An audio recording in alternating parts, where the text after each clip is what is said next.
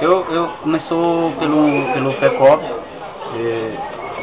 para juntar 20 sócios. Aí no tempo não tinha quem quisesse ir, eu juntei o pessoal daqui, de Lagoa das Pedras. E aí fundei uma associação. Primeiro ano eu fui presidente, os primeiros 2 anos. E acho que dá para ir se mantendo melhor do que não ter, né?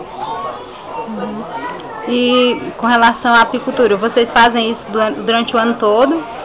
A apicultura é durante o ano todo, só porque a safra mesmo sai no mês de agosto, julho, agosto.